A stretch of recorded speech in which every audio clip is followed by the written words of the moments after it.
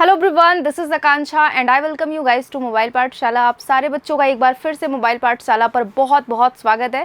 Guys, आज के इस वीडियो में हम 2013 का क्वेश्चन पेपर सॉल्व कर रहे हैं, टीजीटी का। तो फटाफट से स्टार्ट करते हैं। सारे बच्चे एक बार फटाफट से शेयर कर देंगे इसको अपने ग्रुप्स में, ठीक है। चलिए आइए, तो पहला क्वेश्चन आपकी स्क्रीन पर है, transform the following sentence into exclamatory sentence. तो आपके सामने क्वेश्चन स्टेटमेंट है, he leads a most unhappy life. तो क्या होगा आपका correct option? What an unhappy life he leads, what an unhappy life he leads, what an unhappy life he was leading and why he leads a most unhappy life. क्या होगा आपका correct answer? तो आपने देखा इसका exclamatory sentence आपको देखना है। तो आपका देखिए यहाँ पर अनहैप्पीली वर्ड तो है नहीं, स्टेटमेंट में अनहैप्पीली वर्ड नहीं है, अनहैप्पी वर्ड है। तो ये आपका सेकेंड ऑप्शन यहाँ इनकरेक्ट हो जाएगा। ही वॉज लीडिंग, ये आपका हो जाएगा पास्ट कॉन्टिन्यूअस, जबकि हमने यहाँ पर क्या बात की है, यहाँ आपने बात की हुई है प्रेजेंट इंडेफिनिट की। और यहाँ देखिए लास्ट ऑप्शन में वाई, कभी भी एक्सक्लेमेटरी सेंटेंस में वाई का यूज़ नहीं होता है ना, वर्ड का यूज़ करते हो। तो यहाँ पर केवल एक ही ऑप्शन करेक्ट है, वो है आपका फर्स्ट ऑप्शन। नेक्स्ट, चलिए, choose the correct alternative. You dash him since his childhood. क्या होगा आपका करेक्ट ऑप्शन यहाँ पर? Have known, know, knew, am knowing. आपको यहाँ देख रहे हैं, यहाँ आपने देखा यहाँ नोइंग का यूज किया गया है। गाइस, कभी भी ये जो नो है ना, ये आपका स्टेटिव वर्ब है और स्टेटिव वर्ब में कभी भी आईएनजी का यूज़ नहीं करते। तो ये डी ऑप्शन यहाँ से इनकरेक्ट हो जाएगा। न्यू, ये न्यू क्या है आपका? वर्ब से सेकेंड फॉर्म है और ये नो आपका वर्ब से फर्स्ट फॉर्म है और ये हैव नोन आपका है प्रेजेंट परफेक्ट। तो आपको एक बात पता है कि जब हम सिंस का यूज़ करते हैं या फॉर का यूज़ करते हैं, सिंस फॉर के साथ अगर टाइम आ जाता है, ये चाइल्डहुड क्या है आपका, टाइम यहाँ दिया गया है। तो सिंस और फॉर के साथ अगर टाइम का यूज किया गया है तो सेंटेंस आपका रहेगा परफेक्ट या फिर परफेक्ट कॉन्टिन्यूअस में। अब क्योंकि आपका परफेक्ट कॉन्टिन्यूअस नहीं बन सकता है, क्योंकि ये जो नो है ना, इसकी आईएनजी फॉर्म नहीं बनती है, क्योंकि ये क्या है, स्टेटिव वर्ब है। स्टेटिव वर्ब्स के आईएनजी फॉर्म नहीं बनाए जाते हैं। तो यहाँ पर आपका केवल एक ही ऑप्शन करेक्ट है, वो है आपका first option, you have known him since his childhood. Correct यहाँ। चलिए, नो नहीं आएगा क्योंकि हमने अभी आपको बताया ना कि सिंस के साथ में या परफेक्ट कॉन्टिन्यूअस बनेगा या तो केवल परफेक्ट बनेगा। हम कॉन्टिन्यूअस नहीं यूज कर सकते क्योंकि नोइंग, नो का नोइंग नहीं हो सकता है, ठीक है। Next, take O take those lips away the above lines occurs in. किस ड्रामा से ये लाइन्स ली गई हैं? मिडसमर नाइट्स ड्रीम या ट्वेल्थ नाइट या Antony and Cleopatra, measure for major. तो आपकी ये जो लाइन्स हैं ये आपकी रिलेटेड है मेजर फॉर मेजर से, जो कि आपका एक प्रॉब्लम प्ले है विलियम शेक्सपियर का, ठीक है। चलिए, ये बाकी सारे ड्रामा जो हैं आपके, ये भी सारे विलियम शेक्सपियर के ड्रामाज हैं। Next, he had to sign or be executed. इसका कॉम्प्लेक्स सेंटेंस क्या होगा? इस सेंटेंस का, ये जो आपके सामने स्टेटमेंट है, इसका कॉम्प्लेक्स सेंटेंस क्या होगा? If he did not signed he had not executed, if he had not signed he would have been executed, if he had signed he would not executed, if he was signed he did not executed. तो इसका क्या होगा आपका complex sentence? तो आपने देखा कि आपने यहाँ पर इफ़ के साथ में पास्ट क्या यूज़ किया, पास्ट इंडेफिनिट, यहाँ आपने पास्ट परफेक्ट यूज़ कर दिया है। रॉन्ग होगा, ये पूरा कॉम्बिनेशन नहीं सही है, ठीक है। यहाँ स्टेटमेंट कहता है कि अगर उसने साइन नहीं किया तो उसे क्या कर दिया जाएगा, उसे एग्जीक्यूट कर दिया जाएगा। If he had not signed he would have been executed. तो आपका यहाँ सेकेंड ऑप्शन हो जाएगा करेक्ट। अगर उसने साइन नहीं किया होता, अगर उसने साइन नहीं किया होता तो उसे एग्जीक्यूट कर दिया गया होता। तो ये कॉम्प्लेक्स सेंटेंस हो जाएगा, ठीक है। और जब आपने कंडीशनल सेंटेंस में कंडीशनल सेंटेंस के क्लॉज में अगर आपने पास्ट परफेक्ट यूज़ किया है तो रिजल्ट क्लॉज में would have plus verbs third form use करना होता है। तो ये सी ऑप्शन भी रॉन्ग है और यहाँ ये जो कॉम्बिनेशन है ये भी आपका रॉन्ग है, डी ऑप्शन भी रॉन्ग है। तो यहाँ केवल एक ही ऑप्शन करेक्ट है, वो है आपका सेकंड ऑप्शन। सेकंड आपका क्या है, कॉम्प्लेक्स सेंटेंस है। चलिए, क्वेश्चन नंबर आ जाते हैं हम 5 पर। Do you not understand my meaning. इसका पैसिव फॉर्म क्या होगा? I am not understood your meaning. अब आपको पता है कि माई मीनिंग क्या है, आपका ऑब्जेक्ट है। माई मीनिंग क्या है, आपका ऑब्जेक्ट है। यू क्या है, आपका सब्जेक्ट है। ठीक है। तो माई मीनिंग को आपको, क्योंकि आप पैसिव सेंटेंस को यूज़ कर रहे हैं, तो माई मीनिंग को आपको यूज़ करना होगा सब्जेक्ट के प्लेस पर, तो माई मीनिंग आ जाएगा। अब क्योंकि सेंटेंस आपका इंटरोगेटिव है तो आपको हेल्पिंग वर्ब यूज करनी है। आपने सेकेंड ऑप्शन में कोई हेल्पिंग वर्ब यूज़ नहीं की हुई है, सेकेंड ऑप्शन आपका एलिमिनेट हो जाता है, फर्स्ट ऑप्शन एलिमिनेट हो जाता है। अब आपके सामने केवल दो ऑप्शंस बचते हैं, सी और डी, ठीक है। तो यहाँ देखिए, understood, understood, is your meaning understood, is my meaning understood. आपका ऑब्जेक्ट क्या है, माई मीनिंग है ना, आपका ऑब्जेक्ट माई मीनिंग है, तो माई मीनिंग होगा कि योर मीनिंग होगा, योर मीनिंग नहीं होगा, ठीक है। तो यहाँ आपका डी ऑप्शन करेक्ट है। चलिए क्वेश्चन नंबर 6 देखते हैं। Find out the mistake in the sentence given below. ये आपका जो सेंटेंस है इसे ऑप्शन में स्प्लिट कर दिया गया है, तो आपको बताना है the driver was put in the prison for exceeding the speed limit. इसमें क्या आपका एरर है? क्वेश्चन नंबर 6 में आपको बताना है कि एरर क्या है। चलिए इसको पढ़ते हैं। द ड्राइवर वॉज, अब ड्राइवर क्या है आपका, कोई पर्टिकुलर ड्राइवर की बात की गई है, इसलिए इसके साथ में डेफिनेट आर्टिकल आया है, ठीक है, कोई दिक्कत नहीं है। ड्राइवर आपका सिंगुलर है तो वॉच का यूज किया गया है। पुट इन द प्रिजन, उसको जेल में डाल दिया गया है। फॉर एक्सीडिंग, फॉर क्या है आपका प्रेपोजिशन है, प्रेपोजिशन के साथ अगर कोई भी वर्ब आता है तो उसे आईएनजी फॉर्म में हम यूज करते हैं। तो for exceeding the speed limit, speed limit बढ़ाने के लिए उसे क्या कर दिया गया, प्रिजन में डाल दिया गया, ठीक है। तो आपने देखा ये प्रिजन सब कुछ ठीक है, पुट इनटू होना चाहिए ना कि पुट इन होना चाहिए। पुट इन, जब किसी को जेल में डालने की बात की जाती है तब हम पुट इनटू का यूज़ करते हैं। तो एरर हमारा था सेकेंड पार्ट में, आपका करेक्ट सेंटेंस हो जाएगा the driver was put into the prison for exceeding the speed limit, ठीक है। Next 7th, who wrote metafiction. Metafiction किसने, मेटाफिकेशन होता है आपकी फिक्शनल जो स्टोरीज होती हैं, जो काल्पनिक कथाएं होती हैं, उनको हम बोलते हैं मेटाफिक्शन। तो मेटाफिक्शन किसने लिखा था, ये मेटाफिक्शन एक बुक है, ये किसने लिखी हुई थी? तो आपके सामने ऑप्शन है Roland Barthes, Derrida, Patricia Waugh and Spivak. तो आपका जो करेक्ट ऑप्शन हो जाएगा वो हो जाएगा आपका डेरिडा। मेटाफिकेशन बुक जो है डेरिडा ने लिखा हुआ था। Next, Galsworthy's play Strife deals with the subject of labor disputes, justice, war, class distinction। तो आपका यहाँ करेक्ट ऑप्शन हो जाएगा जो गाल्सवर्दी का जो प्ले है strife, that deals with the labour disputes, ठीक है, first option. Next, people have tried their best to provoke the flood victims। provoke का यहाँ देख रहे हैं provoke, प्रवोक का आपको बताना है एंटनी, इस वर्ड की प्रवोक की एंटनी बतानी है। देखो प्रवोक का मतलब होता है उत्तेजित कर देना, एक्साइट कर देना, इंक्रीज कर देना, ठीक है, इग्नाइट कर देना, है ना। तो प्रवोक का बताना है, एंटनी बताना है। ग्रेटिफाई मतलब भी होता है इग्नाइट करना, बढ़ाना। कन्विंस मतलब होता है परसुएड करना, समझाना, बुझाना। पैसिफाई यहाँ पर होता है आपका करेक्ट ऑप्शन। पैसिफाई का मतलब होता है काम डाउन कर देना किसी को, ट्रैंक्विलाइज करना, ठीक है।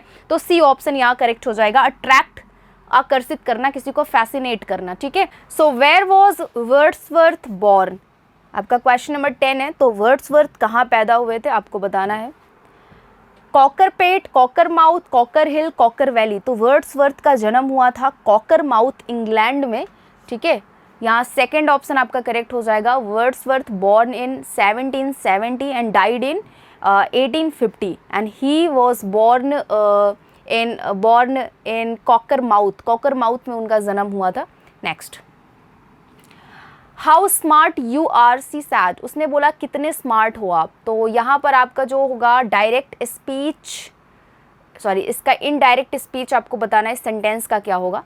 चलिए तो यहाँ देख रहे हैं आपकी जो सेंटेंस है ना, एक्सक्लेमेटरी सेंटेंस है, इसका इनडायरेक्ट स्पीच क्या हो जाएगा। She exclaim that I am smart. अब आई एम स्मार्ट क्या होना चाहिए बताइए यहाँ पर। देखिए क्या है ना कि यू क्या है आपका, ये यू आपका प्रोनाउन का सेकेंड पर्सन है, और प्रोनाउन का जो सेकेंड पर्सन होता है ना वो आपके रिपोर्टिंग वर्ब के ऑब्जेक्ट के साथ में आप एक्सचेंज कर लेते हो इनडायरेक्ट स्पीच में, ठीक है। तो आपका ये जो यू है उसने किससे कहा, उसने मुझसे कहा, तुमसे कहा, ठीक है। तो इसे आप चेंज कर लोगे ही में, इसको आप ही में चेंज कर लोगे, ठीक। आगे बढ़ते हैं, अभी आपको समझ में आ जाएगा। देखिए इज तो होने से रहा और एम तो होने से रहा, क्योंकि आपका जो रिपोर्टिंग वर्ब है वो पास्ट में है। सैड है ना तो पास्ट में है, तो ये इज, एम और इज यहाँ से हटा दीजिए, यानी कि फर्स्ट और सी ऑप्शन ऐसे आपका इनकरेक्ट हो गया। अब आप देख रहे हैं, she exclaim that he was very smart, she exclaimed she was smart. That का यूज़ आपने नहीं किया है। आपको पता है कि एक्सक्लेमेटरी सेंटेंसेस में हम कंजंक्शन दैट का यूज़ करते हैं, तो एक ही ऑप्शन करेक्ट है, वो है आपका सेकेंड ऑप्शन। दैट का यूज़ करना ज़रूरी है। Which of the following flowers does the mad Ophelia doesn't give away? कौन सा ऐसा फ्लावर था जो ओफिलिया नहीं देना चाह रही थी अपने पिता के मृत्यु के पश्चात? तो वो फ्लावर था उनका वायलेट्स, है ना। ये हैमलेट में क्या होता है कि हैमलेट की जो बिलव्ड होती हैं ओफिलिया, वो अपने पिता के मृत्यु के बाद में उनको एक फ्लावर जो उनके पिता को बहुत ज़्यादा पसंद था, वो था वायलेट। तो वो अपने पिता के डेथ के बाद उस वायलेट को किसी को भी नहीं देना चाहती थी। उनको लगता था कि बस ये एक ऐसा फूल है जो बहुत जल्दी मुरझा जाएगा, तो वो किसी और के हाथों में ना जाए, ठीक है। तो यहाँ पर आपका फर्स्ट ऑप्शन करेक्ट हो जाएगा।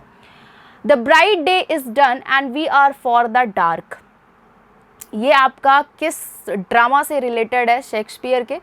तो आपके सामने ऑप्शन है Antony and Cleopatra, Hamlet, King Lear and Measure for major. तो मेजर फॉर मेजर आपका प्रॉब्लम प्ले है। किंग लियर भी आपका क्या है? ट्रेजेडी है। हैमलेट भी ट्रेजेडी है, बट ये ऑप्शन है आपका एंटनी एंड क्लियोपात्रा का, ठीक है। चलिए next, complete the sentence justice shows problems of British society, English legal system, American legal system या स्कॉटिश सोसाइटी। तो जस्टिस जो है वो किस सोसाइटी से रिलेटेड है? आपका करेक्ट ऑप्शन हो जाएगा जस्टिस। आपका एक प्ले है किसका? गाल्सवर्दी का, और this is related to the American legal system, ठीक है। 15 पर आते हैं, who has written Jocelyn among the following writers? Milton, Shakespeare, Galsworthy, Wordsworth. तो जोसेलिन जो है वो हमारे किसने लिखा था? सी ऑप्शन आपका करेक्ट हो जाएगा, गाल्सवर्दी ने लिखा हुआ था जोसेलिन, ठीक है। चलिए, गाल्सवर्दी को हम जानते हैं प्रॉब्लम प्लेस के लिए काफ़ी फेमस है। What could be the tragic flaw in Hamlet? Hamlet में जो ट्रैजिक फ्लॉ है जिसकी वजह से जो है जो आपका हीरो है उसका जो अंत होता है वो काफ़ी ट्रेजेडी भरा होता है, काफ़ी ट्रैजिक होता है उसका अंत।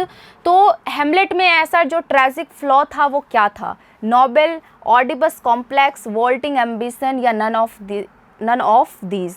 तो आपका जो हैमलेट में जो ट्रैजिक फ्लॉ था ना, वो एक्चुअल में था कि हैमलेट बहुत ज़्यादा प्रोक्रेस्टिनेट करते थे, चीज़ों को टालते थे।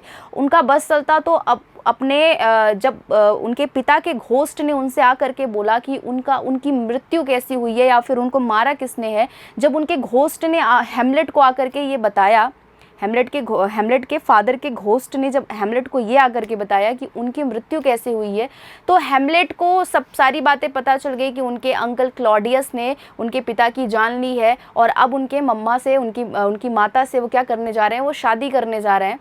तो ऐसे में हैमलेट को सारी बातें पता चल गई, लेकिन हैमलेट कुछ नहीं किए। हैमलेट ने क्या किया? प्रोक्रेस्टिनेट किया, चीज़ों को टालते रहे।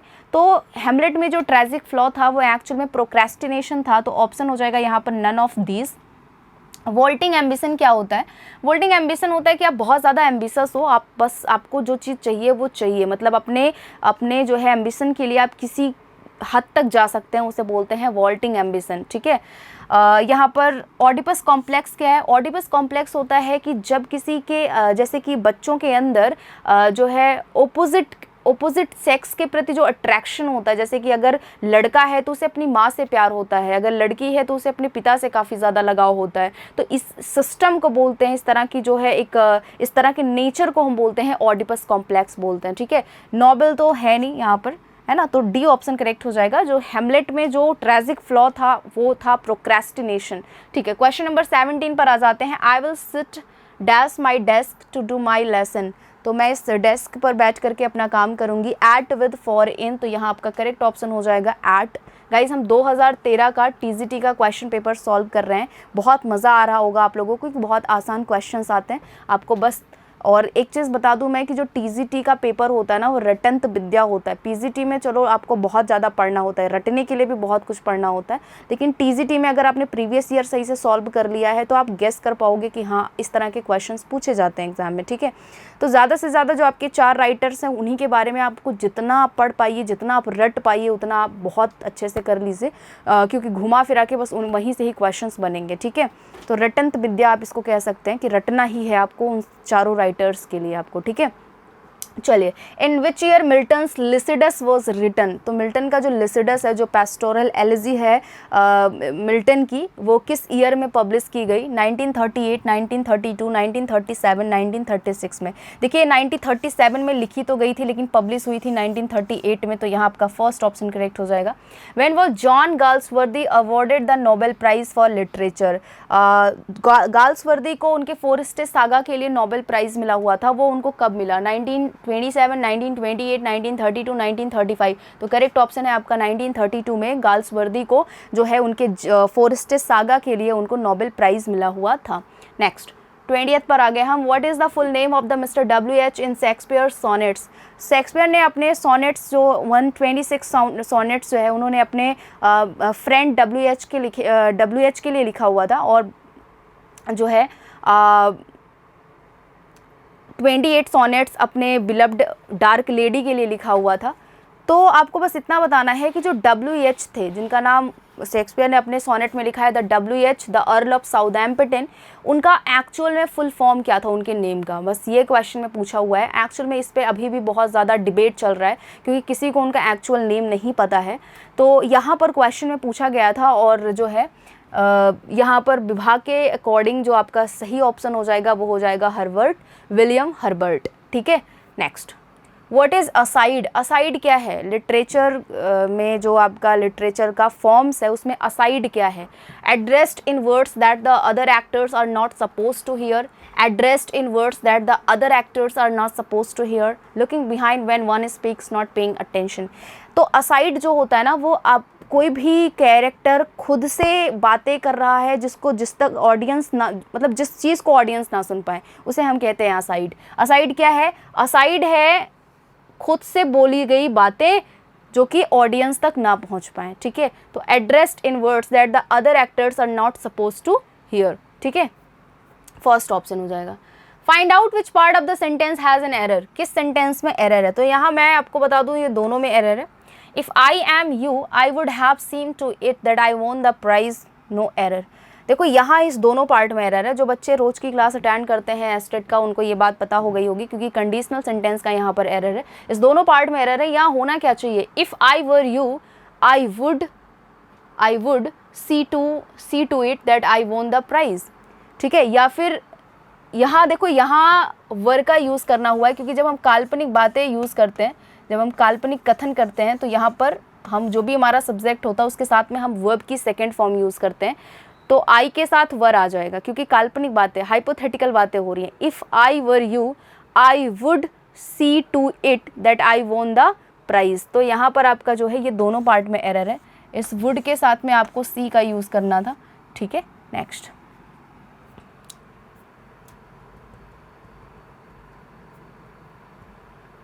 चलिए, ottava rima is a dash stanza in iambic pentameter. तो ओटावा रियामा में कितने जो है स्टैंजा होते हैं? 4 लाइन, 6 लाइन, 8 या 10? तो ओटावा रियामा में 6 लाइन स्टैंजा होते हैं। ये पेंटामीटर क्या होता है? ये पेंटामीटर क्या होता है? तो गाइज़ ये जो आयाम्बिक पेंटामीटर होता है, ज़्यादा से ज़्यादा राइटर्स जो है ये आयाम्बिक पेंटामीटर ही यूज़ करते थे। देखिए सबसे पहले तो मैं बता दूं आपको कि ये जो आपका आयाम्बिक होता है या आपका जो ये सिलेबल होता है, ये जो मीटर होता है, ये होता क्या है? एक्चुअल में जो मीटर है ना, ये आपका रिदम होता है। रिदम, मीटर को हम रिदम बोलते हैं। जैसे कि अगर आप गाना गा रहे हो तो गाने की जो लय होती है उसी को हम क्या बोलते हैं? रिदम जो होता है गाने को, उसी को मीटर या रिदम बोलते हैं। मीटर ही रिदम है, रिदम ही मीटर है। ठीक है, तो देखिए जो आपका मीटर है, अब मैं आपको मीटर तो आपको समझ में आ गया कि मीटर क्या होता है। मीटर रिदम होता है, लय होता है। ठीक है, अब मैं आपको बताती हूँ आयाम्बिक क्या है। आयाम्बिक, ठीक है, आयाम्बिक हैज़ 2 सिलेबल। आयाम्बिक में क्या होते हैं? 2 सिलेबल होते हैं। आयाम्बिक में 2 सिलेबल होते हैं, अनस्ट्रेस्ड और स्ट्रेस्ड। तो आयाम्बिक में 2 सिलेबल होते हैं, जैसा मैंने बताया आपको, अनस्ट्रेस्ड और क्या? स्ट्रेस्ड। स्ट्रेस्ड, ये जो अनस्ट्रेस्ड होता है ना, इसको हम डिनोट करते हैं यू से, और जो स्ट्रेस्ड होता है इसको डिनोट करते हैं हम स्लैश से। ठीक है, इसको हम डिनोट करते हैं स्लैश से। फिर मैं आपको बताऊं सिलेबल क्या होता है। सिलेबल आपने जो है फॉर्म्स ऑफ लिटरेचर में या आपने पोएट्री में कई बार सिलेबल पढ़ा होगा। तो सिलेबल क्या होता है, अभी आपको आयाम्बिक समझ में आ गया ना कि iambic has two syllable, unstressed and stressed. तो फिर मैम सिलेबल क्या होता है? सिलेबल होता है किसी शब्द का सबसे छोटा हिस्सा ही आपका क्या है, सिलेबल है। किसी भी शब्द का सबसे छोटा हिस्सा सिलेबल होता है। तो जैसे मैंने लिखा डेराइव, डेराइव, तो डेराइव में आपने देखा, मैं अगर डेराइव पढ़ रही हूँ तो आपने देखा ये जो ई का साउंड है ये मैं इंक्लूड नहीं कर रही हूँ बोलने में, प्रोनाउंसिएशन में ये ई का साउंड इंक्लूड नहीं हो रहा है, ई का साउंड बाहर हो गया। तो अगर मैं पूछूँ इसमें कितने सिलेबल हैं तो आपका जवाब होगा मैम इसमें 2 ही है, डेराइव, डेराइव, इसमें 2 सिलेबल हैं। तो मैंने बताया सिलेबल क्या होता है, किसी शब्द का सबसे छोटा हिस्सा ही आपका सिलेबल है। और इसमें कितने सिलेबल हैं, इसमें 2 सिलेबल हैं, डे 1 हो गया और इसमें जो है 2 हो गया। तो अगर मैं पूछूं कि ये जो है आपका कौन सा मीटर हो गया तो आप बोलोगे आयाम्बिक डायामीटर हो गया, आयाम्बिक डायामीटर हो गया। क्योंकि अगर 1 सिलेबल है तो मोनोमीटर है, 2 सिलेबल है तो डायामीटर है, 3 सिलेबल है तो ट्रीमीटर है, 4 सिलेबल है तो टेट्रामीटर है, 5 सिलेबल है तो पेंटामीटर है। ठीक है, तो ऐसे में ये आपका जो है चलता रहता है। सिलेबल से ही आप टेट्रामीटर, पेंटामीटर ये आप डिसाइड करते हो। और आयाम्बिक क्या होता है, आयाम्बिक अनस्ट्रेस्ड और स्ट्रेस्ड होता है। ठीक है, मतलब अगर जिस पर हम बहुत ज़्यादा दबाव डाल रहे हैं तो वो स्ट्रेस्ड है, जिस पर दबाव नहीं पड़ रहा है वो आपका अनस्ट्रेस्ड है, वही आपका आयाम्बिक होता है। ठीक है, चलिए next. He was so tired that he dash scarcely stand, वो बहुत ज़्यादा जो है टायर्ड है कि वो उठ नहीं सकता है। एबिलिटी का सेंस आ रहा है तो आप एक बात समझ ही गए होगे कि यहाँ पर कुड हो जाएगा। ठीक है, he was so tired that he could scarcely stand, वो मुश्किल से खड़ा हो सकता है। ठीक है, नेक्स्ट चलिए। Rearrange the sentence with correct order labelled as PQRS, choose the proper sequence. Only time will tell, you credit the nation with whether the great future will turn out to be true। इसमें आपको बताना है कि इसका sequence क्या बनना चाहिए। ठीक है, चलिए पहले हम स्टार्ट करते हैं only say. Only time will tell, केवल समय ही बता पाएगा, केवल समय ही बता पाएगा। अब पी से हमने स्टार्ट किया है तो पी के बाद यहाँ देखिए पी का सीक्वेंस बना करके चलते हैं। पी के बाद आर आ रहा है, weather the great future, PR, weather the great future you credit the nation with. अब विद क्या है, इसके बाद इसको नाउन आना चाहिए, तो एक ही बचता है हमारे पास में। Only time will tell, you credit, only time will tell whether the great future you credit with the nation with will turn out to be true. ठीक है, चलिए तो यहाँ पर हमने देखा कि यहाँ पर PQRS का सही बैठ रहा है। चलिए आप भी थोड़ा सा इसको पढ़ लीजिए। Only time will tell whether the great future you credit the nation with will turn out to be true। PQRS का PRQS का इस तरह से सीक्वेंस बन रहा है। अगर हम QPRS का बनाए तो you credit the nation with only time will tell whether the great future will turn out to be true। तो ये बिल्कुल सही नहीं लग रहा है, आपको लग रहा है? बिल्कुल नहीं लग रहा है मुझे। QRSP you credit the nation with whether the great future will turn out to be true, only time will tell। तो सीक्वेंस नहीं सही से बैठ रहा है। चलिए लास्ट वाला चेक कर लेते हैं एक बार। whether the great future will turn out to be true, you credit the nation with, only time will tell। तो ऐसा लग रहा है कि हम कविताएं कर रहे हैं, रिदम यहाँ से वहाँ हमारा भाग रहा है। एक ही ऑप्शन करेक्ट है आपका, ये सेकेंड ऑप्शन। ठीक है, सेकेंड ऑप्शन करेक्ट हो जाएगा। Next, who is the writer of Recluse. Recluse के जो राइटर हैं वो कौन है? तो Recluse is written by William Wordsworth. यहाँ पर आपका लास्ट ऑप्शन करेक्ट हो जाएगा। रेक्ल्यूज, देखो रेक्ल्यूज का सेकेंड पार्ट केवल जो है पब्लिश हुआ था, इसका फर्स्ट पार्ट और थर्ड पार्ट जो है नहीं पब्लिश हुआ था। रेक्ल्यूज सबसे बड़ा जो है ड्रामा है, सबसे बड़ा जो ग्रंथ है, एपिक है विलियम वर्ड्सवर्थ का, और ये पब्लिश बिल्कुल अभी तक नहीं हुआ है, मतलब पब्लिश इसका पूरा जो पार्ट है वो पब्लिश नहीं हुआ था। ठीक है, next, the term novel was taken from the Italian word. Novel जो है किस वर्ड से रिलेटेड है? नोवेला, नोवेला, नोवेलेट या नॉवेल? तो आपका सी ऑप्शन यहाँ पर करेक्ट हो जाएगा। Who is the writer of descriptive sketches. Descriptive sketches के राइटर कौन है? तो ये पोम है विलियम वर्ड्सवर्थ की, तो यहाँ पर आपका डी ऑप्शन करेक्ट हो जाएगा। नेक्स्ट,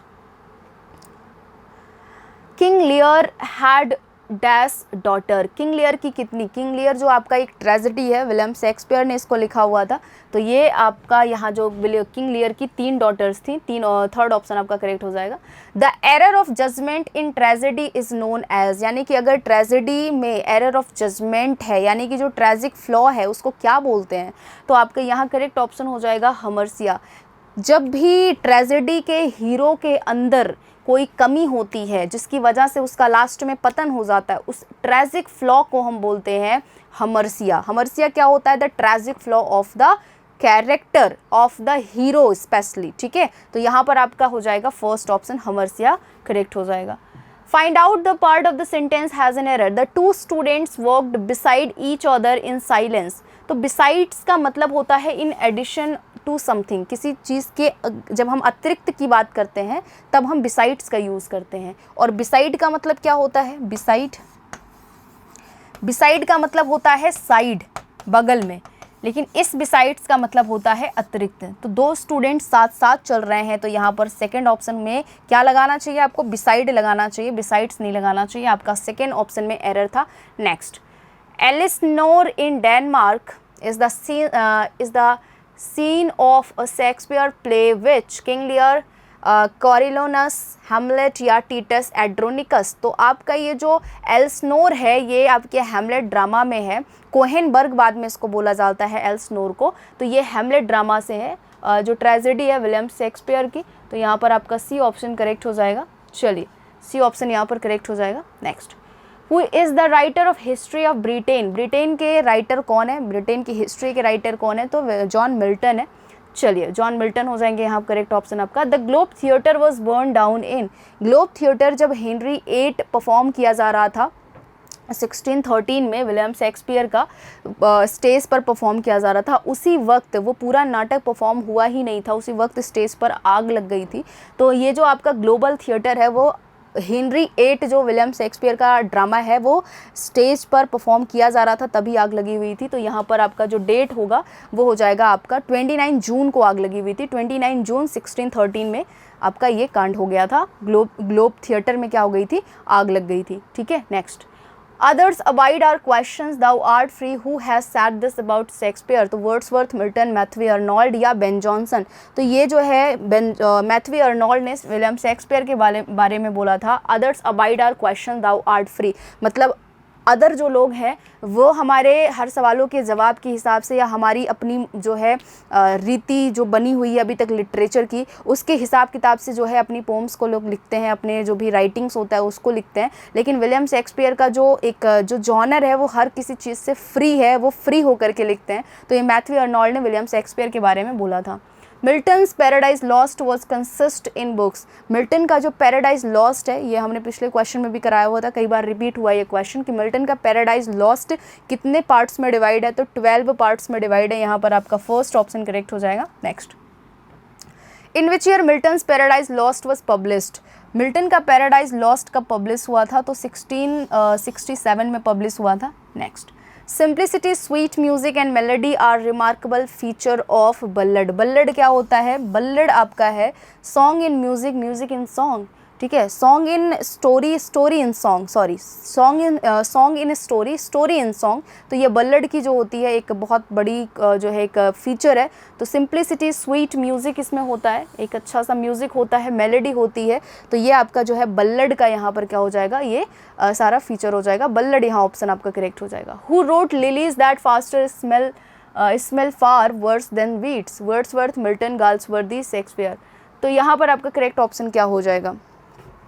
देखिए ये सोनेट नंबर 94 से, विलियम शेक्सपियर के सोनेट नंबर 94 से ये आपकी लाइंस रिलेटेड है, ठीक है, ये लाइंस आपकी विलियम शेक्सपियर के सोनेट नंबर 94 से रिलेटेड है, यहाँ डी ऑप्शन करेक्ट हो जाएगा। मैं आपको बता दूं कि 126 जो सोनेट्स हैं विलियम शेक्सपियर ने लिखा हुआ है अपने friend WH the earl of Southampton के लिए, और बाकी जो उन्होंने 28 लिखे हुए हैं वो अपने बिलव्ड डार्क लेडी के लिए सोनेट्स लिखे हुए हैं। टोटल इन्होंने 154 लिखा हुआ है, टोटल इन्होंने जो सोनेट लिखा है 154 लिखा हुआ है, ठीक है। चलिए next, Find out the mistake in the sentence given below. She has told me that she saw my uncle at the fair on last Friday. हमने कहा कि उन्होंने अपने अंकल को लास्ट फ्राइडे कहाँ देखा था, फेयर में देखा था, मेले में देखा था। आपको पता है लास्ट फ्राइडे हमारा है मतलब पिछले दिन की बात हो रही है, जो दिन हमारा बीत गया मतलब पास्ट की बात हो रही है। अगर पास्ट की बात हो रही है तो पास्ट टेंस आएगा, तो पास्ट टेंस के साथ में हम हैज़ का यूज़ नहीं कर सकते हैं। यहाँ फर्स्ट ऑप्शन में आपका क्या हो जाएगा, एरर हो जाएगा। चलिए next, what is the synonym of wisdom, बताइए यहाँ पर। Swell, sagacity, foolishness, surrender. Wisdom का जो होगा सिनोनिम वो क्या होगा, तो सेगेसिटी यहाँ पर आपका सेकंड ऑप्शन करेक्ट हो जाएगा। चलिए next, in which book do the above lines occur. चलिए लाइन्स है यहाँ पर, come thou mortal wretch with thy sharp teeth knot intrinsicate, Cleopatra, twelfth night, Hamlet, midsummer night dream. ये जो लाइन्स है ये किस ड्रामा से है, किस ड्रामा से रिलेटेड है, तो ये आपके सीन सेकंड क्लियोपात्रा से रिलेटेड है। क्लियोपात्रा की ये लाइन्स है, सीन सेकंड में ये लाइन्स बोली गई हैं, क्लियोपात्रा ने ये लाइन्स बोली हैं, ठीक है। Next, Wordsworth has expressed his views on transmigration of the soul in the poem the prelude to duty, ecclesiastical sketches and और to the intimation of immortality. तो वर्ड्सवर्थ ने जो अपनी व्यूज़ दिए हैं transmigration of the soul in the poem, वो उन्होंने दिए हैं ode on the imitations of immortality में। बहुत ही शानदार पोएम है, इसको मैं पूरा पढ़ाऊंगी आप लोगों को। चलिए, in which Shakespeare play does क्योरन appear. क्योरन जो है शेक्सपियर के किस प्ले में जो है अपीयर होते हैं, तो आपका करेक्ट ऑप्शन हो जाएगा यहाँ पर King Lear, C option correct हो जाएगा। Next, the more haste the less speed. यहाँ आपकी फिगर ऑफ स्पीच क्या है, सिमली है, मेटाफर है, आयरनी है, एपिग्राम है। तो यहाँ पर देखो सिमली में एज लाइक होता और यहाँ कंपेयर कर रहे होते। एपिग्राम होता है एक ऐसा स्टेटमेंट जो बहुत ही लॉजिकली बोला गया स्टेटमेंट होता है, उसे हम एपिग्राम कहते हैं, ठीक है। यहाँ पर आपकी करेक्ट ऑप्शन हो जाएगी आयरनी, मतलब मॉक करना। जितनी स्पीड आप बढ़ाओगे उतना ज़्यादा आप स्लो हो जाओगे, तो यहाँ पर मॉक कर रहे हैं, सी ऑप्शन हो जाएगा करेक्ट। डिर्ज मीन्स, डिर्ज जो होता है ये एलिजी से थोड़ा सा डिफरेंट होता है। डिर्ज मतलब होता है एक ऐसा सॉन्ग जो कि ज़्यादा से ज़्यादा किसी की डेथ पर गाया जाए, लामेंट किया जाए, लामेंटेशन को ही हम डिर्ज बोलते हैं। एलिजी होता है शोक गीत होता है, ये ऐसा नहीं है स्पेसिफिकली हम एलिजी जो है किसी के डेथ पर ही करेंगे, डेथ पर ही गाएंगे, है ना। लेकिन जो आपका डिर्ज होता है वो केवल किसी के मरने पर ही गाया जाता है, तो यहाँ पर आपका हो जाएगा song of grief, a song of grief, यहाँ पर सी ऑप्शन करेक्ट हो जाएगा, ठीक है। Next, Mohan sad alas I am undone. तो यहाँ पर देखो ये अलास का यूज़ किया गया है, एक्सक्लेमेशन मार्क है, तो यहाँ एक्सक्लेम्ड हो जाएगा हर ऑप्शन में। एक्सक्लेम्ड के साथ में दैट ऑप्शन आता है, दैट कंजंक्शन आता है, तो यहाँ सैडली, एक्सक्लेम्ड के साथ में सैडली, ठीक है। ही वॉज अनडन एकदम सही है, ठीक है। Exclaim that he was undone and that he was not done, that he. अब देखो नॉट डन और इज़ डन की ज़रूरत है नहीं क्योंकि सैड का यूज़ कर दिया गया है।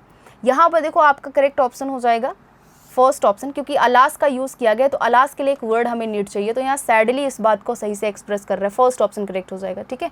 Next, his wish is tantamount dash a command. Tantamount का मतलब होता है बराबर होना, टेंटामाउंट का मतलब क्या होता है, बराबर होना। तो उसकी जो विशेज़ हैं वो टेंटामाउंट हैं, कमांड के, उसके मतलब उसके आदेश के बराबर हैं, तो यहाँ 2 हो जाएगा। टेंटामाउंट के साथ में प्रेपोजिशन 2 आता है। चलिए, who has written Cymbeline, Milton, Wordsworth, William Shakespeare या गाल्सवर्दी। तो सिम्बलाइन जो है वो पहला जो है नाटक है जो कि विलियम शेक्सपियर का है, पहला नाटक सिम्बलाइन जो है विलियम शेक्सपियर का है, तो यहाँ पर जो है आपका करेक्ट हो जाएगा आपका ऑप्शन सी। 1608 या 1610 के बीच में इसको पब्लिश किया गया था, तो यहाँ पर आपका हो जाएगा 49 का C option. Next, the title of the play justice is satirical, vague, inappropriate या आयरनिकल। तो जस्टिस का जो टाइटल है वो आयरनिकल है यहाँ पर, तो सेकेंड डी ऑप्शन आपका हो जाएगा। ये पूरा जो मैं आपका ड्रामा है वो मैं आपको पढ़ाऊँगी ज़रूर, ठीक है। चलिए, यहाँ पर आपका 51 से 55 तक के जो क्वेश्चंस होंगे वो पैसेज से रिलेटेड होंगे। पैसेज पढ़ते हैं एक बार। By human obligations I mean the ability to behave in a reasonable way. जैसा कि मनुष्य का कर्तव्य है कि वो क्या करे, वो बहुत ही रीजनेबल वे में क्या करे, बिहेव करे। To observe restraint so that restraints do not have to be imposed, to be able to think clearly and objectively so that the false doctrines cannot gain ground.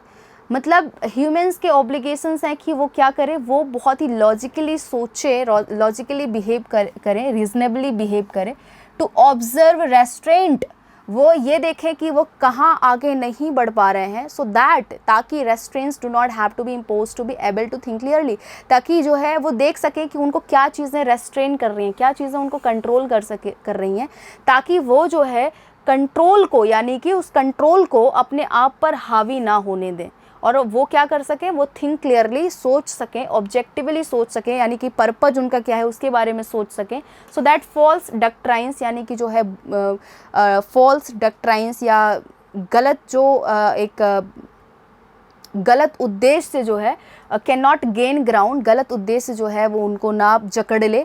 I believe that it also means that ability to see through nonsense, political, economic, scientific and so on, and the feeling that it is duty to resist it.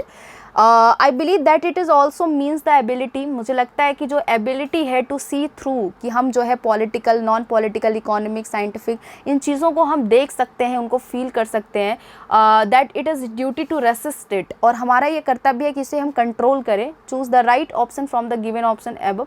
चलिए question है आपका, human obligations do not include.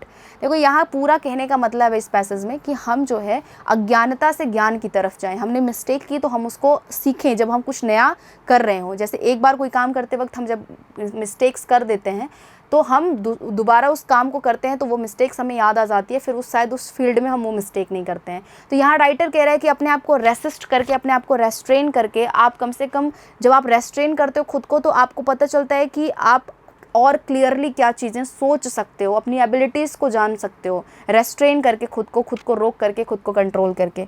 ठीक है, तो यहाँ देखो, human obligations do not include behaving in a disciplined manner की बात की नहीं गई है।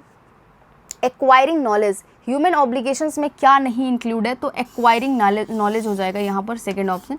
मतलब ये नहीं है कि आप एक्वायर करो, एक्वायर नहीं, आप क्या करो, आप गलतियों से सीखो, गलत करो पहले उसके बाद, पूरा चीज़ यहाँ डेफिनेशन उसका दिया नहीं है, इसलिए ये ऑप्शन आपका हो जाएगा यहाँ correct. Making others feel that you are always right, thinking clearly नहीं, पहले आपको अपने आप को कंट्रोल करना है, फिर उसके बाद आप साफ साफ सोच पाओगे। ठीक है, चलिए, if one does not observe restraint, people around one will grow hostile, one's friends will ignore one, ऐसा कुछ नहीं है। One's life will be miserable, ऐसा भी नहीं है। People will see to that one behaves responsibly, तो ये भी नहीं है। यहाँ आपका करेक्ट ऑप्शन हो जाएगा people around one will grow hostile, यानी कि अगर आप खुद को रेस्ट्रेन नहीं करोगे तो आप में बहुत लोगों में दुश्मनी हो जाएगी। आप पहले अपने आप को रेस्ट्रेन करो, सामने वाला गुस्सा कर रहे रेस्ट्रेन करो, उसके बाद आप क्लियरली सोचो कि गलत सही क्या है, उसके बाद आप जो है आप उसके बाद अपने आप को आगे बढ़ाओ, नेक्स्ट स्टेप लो आप। Next, when one does not think clearly and objectively, one fails to achieve success, one tends to believe in the wrong things, one is considered a fool, one tends to make mistake in day to day life। तो यहाँ से last option हो जाएगा। अगर आप अपने आप को रेस्ट्रेन नहीं करोगे तो आप हर दिन गलतियाँ करते जाओगे। Next, it is one's duty to resist all political propaganda, religious practices, unsatisfactory plans and programs, irrational ideas। It is one's duty to resist irrational ideas हो जाएगा, सॉरी, ऑल पॉलिटिकल प्रोपेगेंडा नहीं होगा, रिलीजियस प्रैक्टिसेस नहीं होगा, unsatisfactory plans and programmes, irrational ideas. तो यहाँ पर हाँ, यस, डी ऑप्शन करेक्ट हो जाएगा। इरेशनल यानी कि जो अतार्किक आइडियाज़ हैं उनसे हम क्या रहें, दूर रहें। In the passage the author is primarily concerned with moral conduct, a human approach to our problems, the scientific point of view, the acquisition of specialised knowledge. तो यहाँ पर आपका हो जाएगा डी ऑप्शन। ठीक है, किस तरह से हम किसी ज्ञान को ग्रहण करते हैं उसके बारे में ये जो है पैसेज रिलेटेड है, क्योंकि कभी कभी हम चीज़ों को रट्टा मारते हैं तो उस पर नहीं, आप गलतियाँ करके सीखो। In which country is the story of Othello set, तो आपका करेक्ट ऑप्शन हो जाएगा वेनिस। वेनिस के शहर में जो है ओथेलो का नाटक जो है हुआ है। ये ड्रामा जो है, ये ड्रामा के शहर, ये जो ड्रामा है ये जहाँ पर हुआ है उस शहर का नाम है वेनिस। ठीक है, उस कंट्री का नाम वेनिस है। The paper dash twice weekly, जो पेपर है वो अपीयर यानी कि आता है, सप्ताह में 2 बार आता है। तो ये तो एक हैबिट हो गया, एक रूटीन हो गया, तो अपीयरिंग होगा नहीं, अपीयरिंग भी नहीं होगा, अपीयर्स हो जाएगा यहाँ, हैड नहीं होगा। ठीक है, next, there was a fly in the milk, fly in the milk का मतलब होता है मक्खियाँ जो होती है, फ्लाई उनको बोलते हैं, ठीक है, हाउस फ्लाई बोलते हैं, तो यहाँ पर केवल फ्लाई है तो उस चीज़ से समझ जाओ। There was dash a fly in milk, fly in the milk, fly in milk, a fly in the milk. देखो milk a fly in milk, ये जो फ्लाई के पहले आ का यूज़ किया गया है ये फ्लाई के लिए आया है, और मिल्क है क्या, अनकाउंटेबल है, तो इसके लिए आ का यूज़ करोगे नहीं, ठीक है, फ्लाई के लिए आया है, तो यहाँ पर आपका फर्स्ट ऑप्शन करेक्ट हो जाएगा, ठीक है। They were statesmen accustomed as the management as great affairs. There are statesmen. एक second. They were the statesmen. They were the statesmen accustomed as the management as great affairs. तो accustomed के साथ में fix preposition है कि आपका to आता है, ठीक है, अकस्टम्ड के साथ में फिक्स प्रपोजिशन टू आता है, तो यहाँ देखो टू आपका केवल एक ही ऑप्शन में है, तो ये आपका सी ऑप्शन करेक्ट हो जाएगा, the management of great affairs, ठीक है। चलिए नेक्स्ट। ओके, सो अब आते हैं कि शेक्सपियर का जो सोनेट है, what is the true form, what is the true of the form of Shakespeare sonnet. तो शेक्सपियर का जो सोनेट है वो उसका फॉर्म क्या है, उसके बारे में सही चीज़ें क्या लिखी हुई हैं। इट हैज़ एन ऑक्टेव, यानी कि 8 लाइनें हैं। It has an integrated form with no such divisions, integrated form है मतलब उसमें कोई डिवीज़न ही नहीं है। डिवीज़न तो है ना, डार्क लेडी के लिए कुछ अलग लिखा गया है, WH के लिए कुछ अलग लिखा गया है। It has 3 quatrains and a couplet, मतलब कॉन्ट्रेंस का मतलब होता है 4 चौपाइयाँ, कपलेट का मतलब होता है 2 lines. It has the ending of alternate lines rhyming with each other, तो आपका जो करेक्ट ऑप्शन हो जाएगा वो हो जाएगा आपका सी ऑप्शन। इसमें क्या है कि कपलेट है, 3 कॉन्ट्रेंस है और 1 कपलेट है, ठीक है। Who has written Ruth, Ruth किसने लिखा हुआ है, तो Ruth is written by John Milton, first option हो जाएगा। Find out which part of the sentence has an error, even though the shirt is rather expensive but I wish to purchase it with my own money, मतलब जो है even यद्यपि या हालांकि जो shirt है वो काफ़ी एक्सपेंसिव है लेकिन मैं चाहता हूँ कि मैं इसे अपने पैसे से खरीदूँ, ठीक है। तो यट होना चाहिए, दो के साथ में कंजंक्शन यट आता है बट नहीं आता है, जब भी ऑल दो का यूज़ करते हो कंजंक्शन यट होना चाहिए। If only I had come 1 hour earlier, तो यहाँ देखिए आई विश के साथ में आप जब भी आई विश यूज़ करते हो तो इसके साथ में आपको वर्ब की सेकेंड फॉर्म यूज़ करनी होती है। तो यहाँ पर आपको क्या करना, देखिए हाँ, आई विश आई कम 1 hour अर्लियर, तो ये बिल्कुल गलत है। आई wish I have come 1 hour earlier, तो सेकेंड फॉर्म की वर्ब आनी चाहिए। आई wish I had 1 hour earlier, तो ये भी गलत है आपका, यहाँ डी ऑप्शन करेक्ट हो जाएगा। I wish I could come 1 hour earlier. Next, what is the soliloquy, soliloquy क्या है, सॉलिलकी वो है जो एक्टर खुद से बोलता है, वो सॉलिलकी है। और हैमलेट जो विलियम शेक्सपियर का, वो सॉलिलकी के लिए बहुत फेमस है। An actor secret thought uttered allowed, actor का जो सीक्रेट थॉट है वो बहुत तेज़ी से बोला गया, मतलब इतना तेज़ कि ऑडियंस भी सुन ले। सीक्रेट स्पीच या an actors speech not be heard by audience, तो यही आपका सी ऑप्शन करेक्ट हो जाएगा। ऐसा स्पीच जो एक्टर बोल रहा है और ऑडियंस को नहीं सुनाई पड़ रहा है, ठीक है। Next, one impulse from a vernal wood, the above lines was being quoted from, the tables turned away, the words is too much with us, ought to duty, तो आपका यहाँ जो करेक्ट ऑप्शन हो जाएगा वो हो जाएगा आपका द टेबल्स टर्न्ड, जो कि आपका विलियम शेक्सपियर का विलियम वर्ड्सवर्थ का लिखा हुआ है।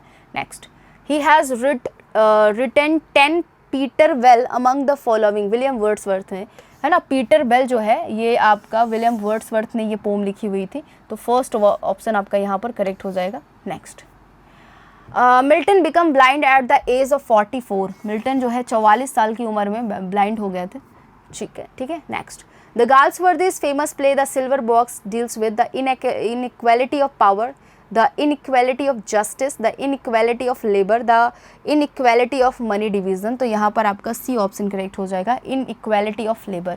Next, the Island Pharisees has been written by, Island Pharisees is written by John Galsworthy, यहाँ पर सेकेंड ऑप्शन करेक्ट है आपका। Dash you visit it shall be done, तो यहाँ देखो since you visit it shall be done होना चाहिए। Having होगा नहीं, यहाँ पर हैविंग के साथ में वर्ब की थर्ड फॉर्म आएगी पैसिवली, ठीक है। फॉर भी नहीं आएगा, विद भी नहीं आएगा, यहाँ सिंस ऑप्शन आपका हो जाएगा। Since you visit it shall be done, जब जैसा आप जब चाहोगे तो ये हो जाएगा, तो सिंस आएगा। सिंस यहाँ पर सिंस का मतलब होगा जैसे या फिर जब, ठीक है। Next, Y did he defraud you of your earning by him. अब देखो यहाँ पर ये डिड का यूज़ किया आपने, मतलब वर्ब की कौन सी फॉर्म है, सेकंड फॉर्म है। ये सेंटेंस में बाई के पहले एक वर्ब आया है डिफ्रॉड, यानी कि जो है ये क्या है, वर्ब्स की थर्ड फॉर्म है, मेन वर्ब की थर्ड फॉर्म है। तो ये सेंटेंस आपका पैसिव है, इसका एक्टिव फॉर्म क्या होगा, हिम को ले आओ सब्जेक्ट के प्लेस पर, तो ले आया आप, ठीक है। तो यहाँ देखो सी ऑप्शन करेक्ट हो जाएगा। Why was he defrauded of his earning, why was he defrauded of his earning, why did he defraud you for his earning, या why were you defrauded of your earning by him, ठीक है।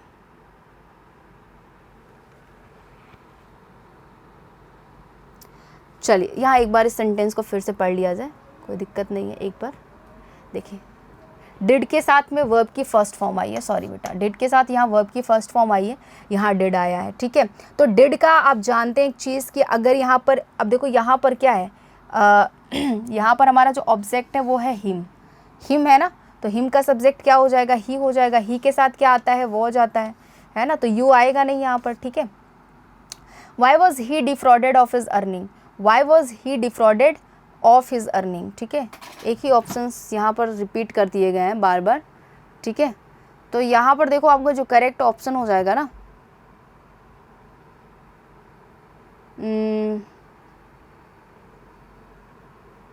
चलिए, तो देखो यहाँ जो correct option हो जाएगा एक्चुअल में, ये आपका जो third option, sorry last option है, ये आपका करेक्ट है यहाँ पर। Y were you defrauded of your earning by him, तो यहाँ ये जो फो है इसे ऑफ कर दीजिए, ठीक है। आपको यहाँ देखिए ये जो है आपका Y did he defraud you, अच्छा यहाँ भी एक सब्जेक्ट है, ये तो हमने नोटिस ही नहीं किया, तो यू आपका ऑब्जेक्ट है, यू यहाँ पर होना चाहिए, सॉरी ये ही को हमने नोटिस नहीं किया था। In which year Galsworthy refuse to the offer of a knighthood का जो ऑफर गाल्सवर्दी को मिला था, किस ईयर में इन्होंने जो है इसको रिफ्यूज़ कर दिया था, तो आपका जो करेक्ट ऑप्शन हो जाएगा वो हो जाएगा आपका 1918, ठीक है, second option. She gave him dash he wanted, she gave him what he wanted, जो वो चाहती थी वो उसने उसको दे दिया, ठीक है। Next, find in the gap with an fill in the gap with an appropriate preposition. Walpole fell a victim dash his own greed, तो victim के साथ में to आता है, इस बात को नोट कर लीजिए, फर्स्ट ऑप्शन करेक्ट है।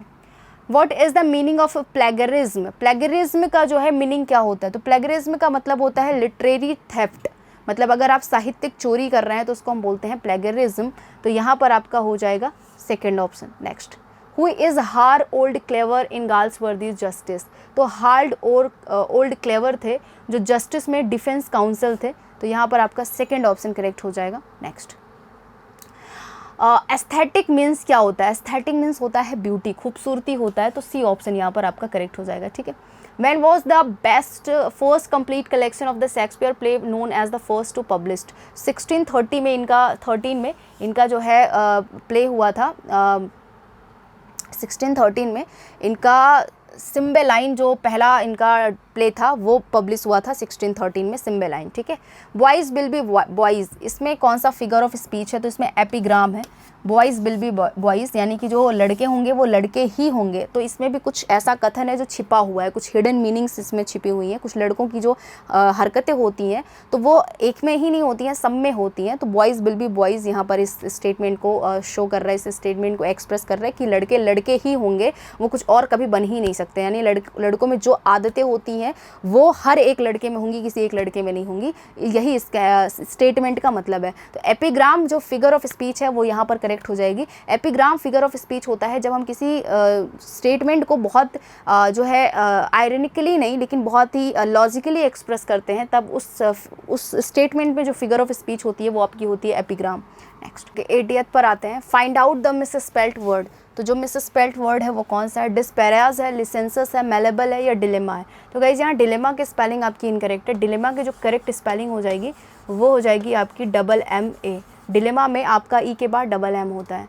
Next, the public are caution dash pick pockets, cautioned to होता है, सॉरी कॉसेंड अगेंस्ट हो जाएगा यहाँ पर, उनके विरुद्ध जो है पब्लिक ने कॉसन किया, लोगों को क्या कर दिया, लोगों को जो है वार्न कर दिया, लोगों को जो है चेतावनी दे दी, कॉसन कर दिया, तो अगेंस्ट हो जाएगा आपका करेक्ट ऑप्शन। क्रेवन, क्रेवन का मतलब क्या, यहाँ क्रेवन का सिनोनिम पूछा है तो यहाँ स्लेविश, डार्क और कवर्डली नहीं, डिसऑनेस्ट हो जाएगा, ठीक है। The reversal of fortune of a tragic hero is called, reversal of fortune of tragic hero is known as a peripeteia, तो यहाँ पर आपका सेकंड ऑप्शन करेक्ट है। नेक्स्ट, यूफोनी क्या होता है, यूफोनी को हम बोलते हैं प्लेजेंट साउंड, मतलब बहुत ही अच्छे स्वर को हम बोलते हैं यूफोनी, तो आपका यहाँ पर फर्स्ट ऑप्शन हो जाएगा correct. Next, complete the sentence with correct option. Frailty Dai name is women, this remark is made by Macbeth, King Lear, Othello या हेमलेट। तो फ्रेलिटी जो है ये हमारा हेमलेट से लिया गया है। यहाँ हेमलेट कहते हैं कि जो है औरत जो है काफ़ी वीक होती हैं, बहुत ज़्यादा कमज़ोर होती हैं, तो ये लाइन्स हमारी हेमलेट से ली गई हैं। Which of the following sentence is in passive voice, कौन सा सेंटेंस पैसिव वॉइस में है, तो आपको पता है कि always reach the school at time, ये पैसिव हो ही नहीं सकता है। प्लीज़ भी पैसिव नहीं है। Let him read a book, ये भी पैसिव नहीं है। फर्स्ट सेकंड लास्ट ऑप्शन यहाँ करेक्ट हो जाएगा। Let the salary be given to this clerk, मतलब सैलरी सबको बांट दी जाए, ठीक है, तो यहाँ पर डी ऑप्शन करेक्ट हो जाएगा। Next, who invented and popularised the phrase poetic justice, तो ये हमारा यहाँ करेक्ट ऑप्शन हो जाएगा जॉनसन। जॉनसन ने क्या कर दिया था, जॉनसन ने पॉपुलर किया था पोएटिक जस्टिस को, कि पोएट को कैसे क्या लिखना चाहिए। A lyric is a long poem written in the form of an address, a poem written in praise of God, बिल्कुल नहीं है, ये फर्स्ट सेकंड दोनों कट कर दो। A short poem in which the poet express his और intense presence feeling, personal feelings, तो मतलब एक ऐसा पोम जहाँ पर राइटर अपने पर्सनल फीलिंग्स को क्या करे, एक्सप्रेस करे, तो वो होता है हमारा लिरिक। करेक्ट स्पेलिंग एलिक्सर की क्या है, तो एलिक्सर की जो करेक्ट स्पेलिंग है वो है आपकी फर्स्ट ऑप्शन अमृत। एलिक्सर का मतलब होता है who revised King Lear so that Cordelia could marry Edgar at the end, तो यहाँ नाहुम टेट है, यहाँ पर आपका 90 का फर्स्ट ऑप्शन करेक्ट हो जाएगा। Next, little we see in nature that is ours, the above lines has been quoted from Tintin away, the words is too much with us, odd an intimation of immortality, Lucy Gray, तो आपका यहाँ पर हो जाएगा second option, the world is too much with us, little we see in nature that is ours, तो यहाँ ये lines Wordsworth ने लिखी हुई थी। चलिए 92 पर आ जाते हैं। How many parts are there in the prelude, तो प्रेल्यूड में टोटल 14 पार्ट्स हैं, सी ऑप्शन करेक्ट हो जाएगा। In which play of Shakespeare does Adam appear, तो ये आपका जो है ये आपका करेक्ट ऑप्शन हो जाएगा as you like it. Adam जो है ये आपके शेक्सपियर के play as you like it में अपीयर होते हैं। Who has written Hamlet and his problems, तो हेमलेट और उनके प्रॉब्लम्स के बारे में बेकन ने लिखा हुआ है, ठीक है। Next, What kind of works is Samson Agonist? Samson Agonist is a lyrical drama, तो सी ऑप्शन यहाँ पर करेक्ट हो जाएगा। What is the meaning of the phrase to count upon? To count upon का मतलब होता है to depend upon, किसी पर क्या होना, आश्रित होना। Next, Life of Milton has been written by, choose the right option from the given alternative, Samuel Johnson, Ben Jonson, Charles Lamb, John Dryden। तो Life of Milton जो है ये written by, choose the right option, तो Life of Milton के बारे में लिखा हुआ था बेन जॉनसन ने, यहाँ पर भी ऑप्शन करेक्ट हो जाएगा। Extreme poverty had reduced them to a state of apathy, तो अपैथी का क्या बताना है आपको, एंटोनिम बताना है। आपको पता है अपैथी का मतलब होता है नो फीलिंग, कोई फीलिंग ही ना होना, तो नो फीलिंग है, तो यहाँ इसका एंटोनिम क्या हो जाएगा, कॉपरेशन, फ्रेंडशिप, इंस्पिरेशन, एंथुजियाज्म हो जाएगा, तो यहाँ लास्ट ऑप्शन करेक्ट है, ठीक है। Next, in which year was justice published, तो जस्टिस कब पब्लिश हुआ था, तो जस्टिस जो आपका पब्लिश हुआ था वो आपका हुआ था 1905 में। Next, what does the idiom smell a rat means, smell a rat का मतलब होता है आपको थोड़ा बहुत क्या हो रहा है, स्मेल अ रैट का मतलब होता है आपको शक होना, डाउट होना, तो यहाँ देखो आपका फर्स्ट ऑप्शन है to have reason to respect, to talk boastfully, to talk unfairly, to discourage करना, तो यहाँ डी ऑप्शन हो जाएगा आपका करेक्ट। चलिए, the prelude was published in 1850, यहाँ पर आपका हो जाएगा correct option second option. Next, I saw him opening the box, इसका पैसिव वॉइस क्या होगा, तो द बॉक्स, अब क्योंकि ये सेंटेंस आपका पास्ट इंडेफिनिट में है तो इसका पैसिव वॉइस आप बनाओगे इज एम आर लगा, सॉरी वॉज वर लगा करके, तो आपने देखा ये सी ऑप्शन होगा नहीं, क्योंकि हमारा जो क्या है, अच्छा एक सेकेंड,